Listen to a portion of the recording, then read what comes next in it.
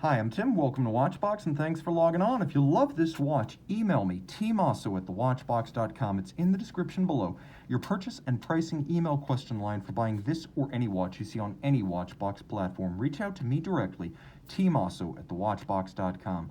Today we're discussing a model launched in 2018 at Baselworld that represents a hot-rodded Heuer Carrera from the inside out, an all-new movement and a new name. This is the TAG Heuer Carrera Calibre Heuer 02, a watch that in wrist presence and technical specification is the equal or even the superior of the more expensive LVMH stablemate, the Hublot Big Bang Unico. So how does this compare to the Unico? Well, let's talk in a moment after we assure that your wrist is large enough, because this is a big watch. 45 millimeters in diameter. You can see it's stainless steel and black ceramic. It's 15.7 millimeters thick, and from lug to lug, that's across the wrist, 52 millimeters, with a beefy spacing between the lugs of 23 millimeters, though the factory strap is broader than that. You can see that it's conventional lugs, but the actual junction involves a little bit of shoulder on part of the strap. So while you can fit a 23 millimeter strap here, the factory strap is physically a bit broader than that. Now, popping open the clasp, we'll talk about the hardware and the software, as I like to say, in a moment. Let's take a look at this watch on a normal-sized wrist. Now, my wrist is 16 centimeters in circumference, and you can see that the watch actually sits lower than expected. It cradles down. It's not a nearly 16 millimeter thick watch on the wrist, but it is broad. You can see I've got a little bit of clearance on each side, and I'd say if your wrist is 16 centimeters circumference like mine, that might be the lower limit for wearing this watch well. Anything else, and you're going to want one of the smaller Carreras, because this is a big and beefy watch. And you can see that over the top shot, the down the barrel shot, and one more time, the cuff shot. Okay, the strap.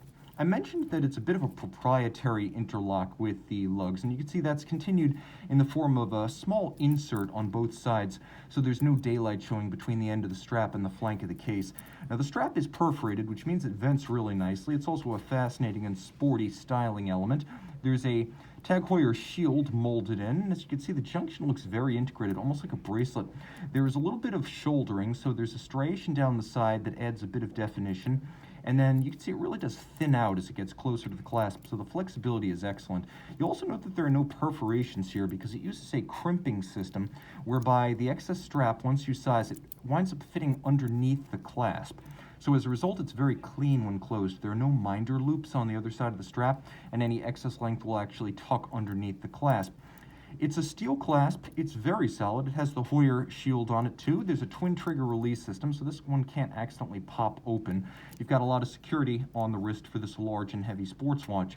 The case is sharp. It has those traditional Heuer lugs. They've always been thrusting, angular, forceful, and distinctly broken out from the case band. These are not integrated lugs, and they haven't been since the original Carrera, dating back to 1963. They give the watch all of its force, and Carrera-style lugs has almost become a phrase used to describe this kind of lug junction and this kind of angular lug profile. The case is mostly of satin finish, though as you can see between the lugs, the ends of the lugs, the underside, there are some polished elements as well as red accents, giving it a sporty silver, red, and black tritone. You can also see that there's a faceting on the edge of the bezel, which is polished, and then on the top it is likewise polished, but with inset characters for the indices, the numerals, and the tachymeter notation. There's also a Heuer shield up at the top. You can use the chronograph in conjunction with the tachymeter to gauge the speed of, say, a car over a kilometer. The timepiece, of course, is calibrated relatively high. 400 units is the base, so it's used to gauge the speed of things moving very quickly. Otherwise, you have to be good with mental decimals. Now, the crown has the Heuer shield, and I really get the sense that TAG Heuer is beginning to de-emphasize the tag part of the name, as there are a number of Heuer branded watches in the collection now that don't even mention technique d'avant-garde, and then you can see that the shields themselves don't mention the tag name. Moving inboard, you can see that the pushers themselves have a red and a black shoulder, and they are pump-style pushers with a little bit of shouldering around them as a shear guard. The crown itself, you can see it's a 100-meter water-resistant watch, but it is a push-down crown with a rubber shoulder for easy grip. And then the dial is open. This is the fashion that Jean-Claude Bivert pioneered at Hublot as the Aero style, open, airy, and visible prior to bringing it over to TAG Heuer when he took over the brand in late 2014. It works well. The watch is legible, which is not general to the open-worked dial genre. You can see the indices, which are rhodium-plated steel, are cantilevered over the center. They're easy to judge. The hands, likewise, are plated with rhodium so that they shine a silvery sheen and pop against the dial base, which is mostly nickel, anthracite, and black.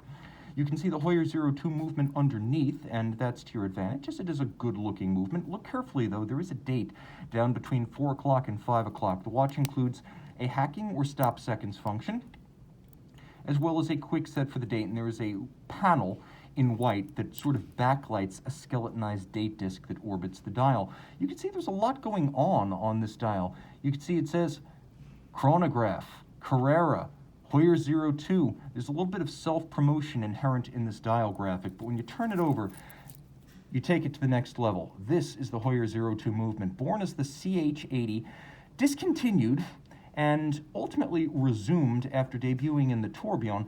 It is a column wheel, vertical clutch, 75 to 80 hour power reserve, automatic winding, 33 joule, 4 Hz beat rate, exclusive movement built in a Chevenet factory, constructed expressly to build this movement.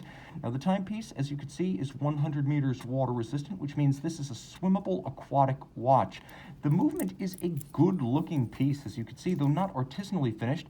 It is handsomely mechanically finished to a standard such that it warrants a display caseback. I also happen to love that it uses an Edicron regulator, which means it's quite easy to adjust this precisely, both for timing and for beat error. Now, if you look closely, you can see that there is a red-coated column wheel at the top of the screen. So the column wheel is visible, and I have to say that the column wheel feel on this watch is one of the best I've encountered. It is really sharp, snappy. You hear it, you feel it, it's satisfying. The sense you get is of something that is expensive. This is a watch that delivers on every level if you've got the wrist for it. This is the TAG Heuer Carrera Calibre Heuer 02 chronograph. And we are back with the Heuer 02 chronograph by night. The open dial is quite easy to read.